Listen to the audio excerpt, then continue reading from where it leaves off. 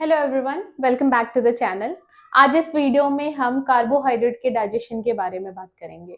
ये टॉपिक अब बायोकेमिस्ट्री में पढ़ाया जाता है। तो आज का हमारा जो टॉपिक है that is digestion of carbohydrate. ये मैंने बोर्ड पे ऑलरेडी लिख दिया है कि कार्बोहाइड्रेट का डाइजेशन कैसे होता है और कौन कौन से जगह पे होता है। ओके, तो यहाँ मैंने लिखा है सबसे पहले ओरल कैविटी। ठीक है, सबसे पहला जो डाइजेशन होता है वो होता है ओरल कैविटी में। ठीक है, जो हमारा सलाइवा होता है, ओके, सलाइवा में एक पर्टिकुलर एंजाइम प्रेजेंट होता है जिसको हम बोलते हैं सेलिवरी अल्फा अमाइलेज। ठीक है, या फिर ये टाइलिन नाम से भी बहुत ज्यादा फेमस है। ओके, यूजुअली हम टाइलिन ही यूज करते हैं या फिर उसका दूसरा नाम क्या है, अल्फा अमाइलेज। ठीक है, ओके, तो सबसे पहले मैं पढ़ देती हूँ है क्या ये सेलिवरी अल्फा अमाइलेज, जिसको हम टाइलिन भी बोलते हैं, begin starch digestion into dextrin and maltose in the mouth. Okay, और यहाँ पे कुछ पॉइंट अलग से लिखा है, gastric acid soon inactivate it इन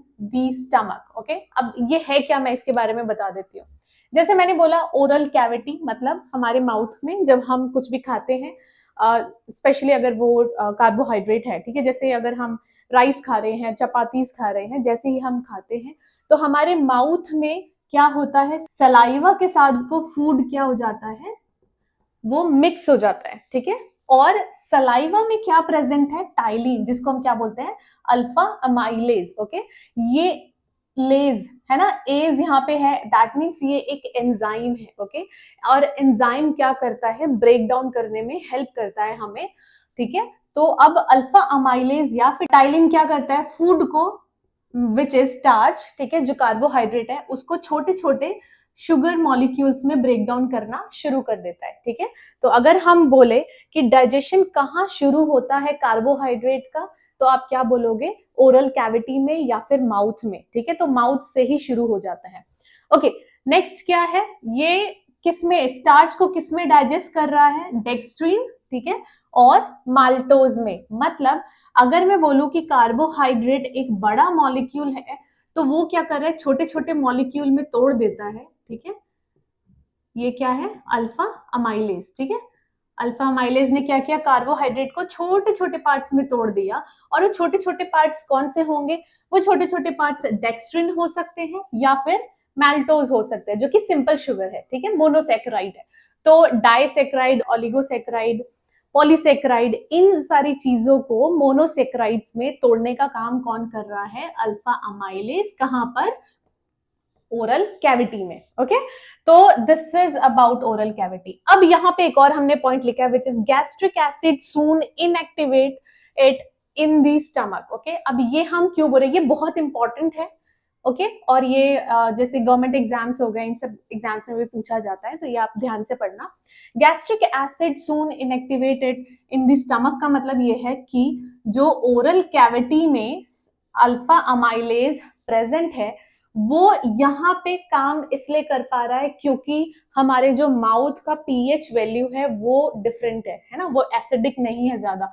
हमारे माउथ का जो पीएच वैल्यू है, माउथ में यहाँ लिख देती हूँ, वो बिटवीन 6.7 टू 7.2 इसके बीच में होगा। ठीक है, और अप्रोक्स, ओके, 6.7 टू 7.2 इसके बीच में हमारे माउथ का पीएच होता है। एंड वही रीजन है कि अल्फा अमाइलेज अच्छे से स्टार्च को ब्रेक डाउन कर पाता है। ठीक है, अब हम अगर बात करें गैस्ट्रिक की विच इज स्टमक, अगर हम स्टमक की बात करें तो हमारा जो स्टमक का पीएच है, HCl के वजह से, हाइड्रोक्लोरिक एसिड के वजह से, वो पीएच क्या कहाँ चला जाता है, बिटवीन 1.5 टू 3.5। ठीक है, तो ये हमारे स्टमक का पीएच है, आप देख सकते हैं ये एसिडिक है ना, बहुत ज्यादा एसिडिक है। तो इसके वजह से क्या होता है, अल्फा अमाइलेज इनएक्टिवेट हो जाता है और अल्फा अमाइलेज स्टमक में कुछ काम नहीं कर पाता है। ओके, ठीक है, तो ये था ओरल कैविटी। नेक्स्ट अगर हम आते हैं स्टमक पर, ठीक है, स्टमक में क्या है, स्टमक HCl है। ओके, अब देखो यहाँ पे क्या हो रहा है, minimal carbohydrate digestion occurs here. Okay, मतलब बहुत ही कम कार्बोहाइड्रेट का डाइजेशन हो पाता है स्टमक के अंदर। गैस्ट्रिक HCl में हाइड्रोलाइज सम सुक्रोज। ओके, तो जो गैस्ट्रिक HCl है, जो हमारा एसिड है ना, स्टमक एसिड है, गैस्ट्रिक एसिड है, वो कुछ ही सुक्रोज को तोड़ पाता है, ठीक है, मिनिमल, बहुत ज्यादा नहीं, ठीक है। तो बस एक सुक्रोज है जिसको ये हाइड्रोलाइज कर पा रहा है, और वो भी बहुत ही कम। तो हम ये बोल सकते हैं कि अगर डाइजेशन देखा जाए कार्बोहाइड्रेट का, तो ओरल कैविटी में बहुत ज्यादा होता है, स्टमक में मिनिमल होता है, स्मॉल इंटेस्टाइन में तो फिर से उसका डाइजेशन जो है वो होना शुरू हो जाता है, ठीक है। ओके, अब ये रीजन आपको पता है, मैंने ऑलरेडी यहाँ पे पूरा रीजन समझा दिया है कि स्टमक में जो डाइजेशन है कार्बोहाइड्रेट का वो क्यों नहीं हो रहा है। ओके, नेक्स्ट आते हैं हम स्मॉल इंटेस्टाइन पे। अब स्मॉल इंटेस्टाइन में जो एंजाइम काम करता है डाइजेशन पे वो क्या है, पैनक्रियाटिक जूस, ठीक है। पैनक्रियाटिक जूस में कुछ एंजाइम्स प्रेजेंट होते हैं जो कि काम करता है कार्बोहाइड्रेट को डाइजेस्ट करने में हेल्प करता है। ओके, पैनक्रियाटिक अल्फा अमाइलेज, ठीक है। तो अब आपने ये नोटिस किया होगा कि जो ये अमाइलेज है ये बहुत ज्यादा जरूरी है कार्बोहाइड्रेट के डाइजेशन के लिए, ठीक है। यहाँ पे भी आपने देखा सैलिवरी अमाइलेज है, और यहाँ पे क्या है, पैनक्रियाटिक अमाइलेज। मतलब सलाइवा में भी अल्फा अमाइलेज प्रेजेंट है और पैनक्रियाटिक जूस में भी अल्फा अमाइलेज प्रेजेंट है, ठीक है। और यहाँ पे इसका पीएच भी दिया हुआ है, कितना है, 6.9 टू 7.2। ओके, ऑलमोस्ट जो मैंने ऊपर बताया वैसा ही है, ऑलमोस्ट सेम है। ओके, तो pancreatic alpha amylase continues digestion of starch into maltose, maltotriose, isomaltose and alpha limit dextrins, ठीक है। ये कुछ सिंपल शुगर के नाम हो गए।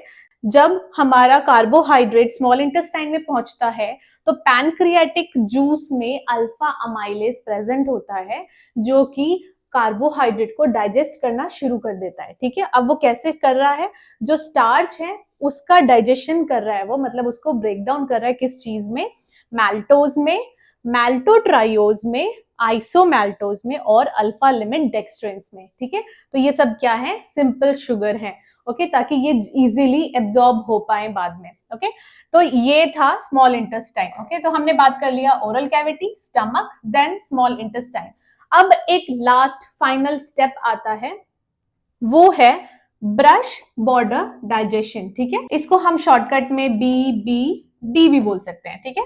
तो ब्रश बॉर्डर डाइजेशन ये कहाँ प्रेजेंट होता है, इंटेस्टाइनल म्यूकोसा, जो इंटेस्टाइन की लेयर है। सपोज ये इंटेस्टाइनल लेयर है, तो ये जो लेयर होती है अंदर की लेयर, ये वाली जो अंदर की लेयर होगी, हम उसकी बात कर रहे हैं, इंटेस्टाइनल म्यूकोसा की बात कर रहे हैं, ठीक है। और ये क्या है, फाइनल स्टेप है। Final step of what, final step of digestion of carbohydrate. Okay, then इसमें क्या है, partially digested carbohydrate reaches the brush border of small intestine mostly in jejunum। तो जो स्मॉल इंटेस्टाइन का जेजुनम वाला पोर्शन होता है, स्पेशली वहां पे हम इसकी बात कर रहे हैं, where specific enzyme anchored to the microvilli complete the digestion, ठीक है।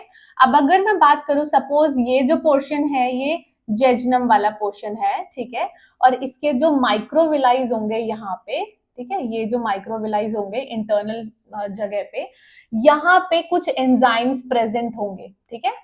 और वो एंजाइम्स कौन कौन से हो सकते हैं, जैसे माल्टेज, ठीक है, माल्टोज को डाइजेस्ट करने के लिए माल्टेज प्रेजेंट होगा, लैक्टोज को डाइजेस्ट करने के लिए लैक्टेज प्रेजेंट होगा, ठीक है। तो ये कुछ एंजाइम्स हैं जो यहाँ पे प्रेजेंट होंगे, स्पेसिफिक एंजाइम्स। वो क्या करेंगे, वो माइक्रोविलाई से प्रेजेंट होंगे, ताकि यहाँ पे जो भी स्टार्च आ रहा है, जो भी कार्बोहाइड्रेट आ रहा है, उसको वो कंप्लीटली डाइजेस्ट कर पाए, ठीक है। तो कंप्लीट डाइजेशन कहाँ पे हो पा रहा है, ब्रश बॉर्डर डाइजेशन, जो कि है इंटेस्टाइनल म्यूकोसा में, ठीक है। तो ये था अबाउट डाइजेशन ऑफ कार्बोहाइड्रेट। सबसे पहले आप लिखोगे ओरल कैविटी, आप इससे एक चार्ट के फॉर्म में भी बता सकते हो, जैसे अगर आप बताओ ऐसे तो ओरल कैविटी हो गया, फिर आप एरो देके नीचे यहाँ स्टमक बता सकते हो, ठीक है, फिर यहाँ नीचे देके स्मॉल इंटेस्टाइन बता सकते हो, फिर नीचे देके ब्रश बॉर्डर डाइजेशन। ऐसे भी आप एक्सप्लेन कर सकते हो एग्जाम में to gain more marks, okay. और ऐसे बनाने के बाद आप फिर ये इलाबोरेट कर सकते हो, ओके। लास्ट में यहाँ पे एक और चीज लिखी है which is damage of brush border, ठीक है।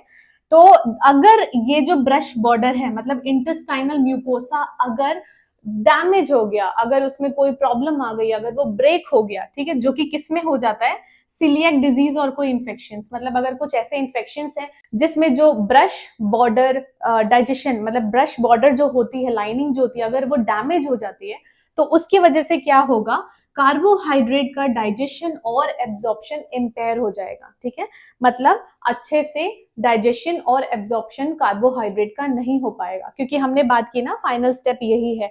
अगर इसी में डैमेज आ जाएगा तो फिर हमारा डाइजेशन और एब्जॉर्प्शन प्रॉपर्ली नहीं हो पाता है। और ये कौन से डिसऑर्डर में होता है, सिलियक डिजीज, ठीक है, या फिर कोई भी इंफेक्शन। ओके, इसके अलावा आपने एक और चीज सुनी होगी जो कि है लैक्टोज इंटॉलरेंट। ठीक है, आपने बहुत लोगों से सुना होगा कि नहीं मैं डेयरी प्रोडक्ट्स नहीं ले सकती, आई एम लैक्टोज इंटॉलरेंट। तो वो प्रॉब्लम क्यों होती है, वो भी इसी की वजह से है। सपोज मैंने आपको बोला कि कुछ एंजाइम्स चाहिए आपको कार्बोहाइड्रेट को डाइजेस्ट होने के लिए, एब्जॉर्ब होने के लिए, है ना। तो अगर वो स्पेसिफिक जो एंजाइम है वो नहीं हो, विच इज लैक्टेज, ठीक है, अगर लैक्टेज एंजाइम नहीं है या कम है, उसके वजह से क्या होगा, जो लैक्टोज है, लैक्टोज डाइजेस्ट नहीं हो पाएगा। ठीक है, और लैक्टोज कहाँ प्रेजेंट होता है, मिल्क में और मिल्क प्रोडक्ट्स में। ठीक है, तो ये रीजन है जिसके वजह से लैक्टोज इंटॉलरेंस होता है। जब हम इससे रिलेटेड डिसऑर्डर बात करेंगे तो वहां पे हम लैक्टोज इंटॉलरेंट के बारे में भी बात करेंगे। ठीक है, फिलहाल के लिए जस्ट एक आइडिया दिया है। ओके, तो ये था आज का topic which is digestion of carbohydrate. I hope आपको ये वीडियो अच्छी लगी हो। अगर आपको ये वीडियो अच्छी लगी है तो वीडियो को लाइक करें, चैनल को सब्सक्राइब करें, और अगर आपको कोई भी डाउट या फिर रिकमेंडेशन है तो आप मुझे कमेंट सेक्शन में बता सकते हैं। Thank you so much for watching.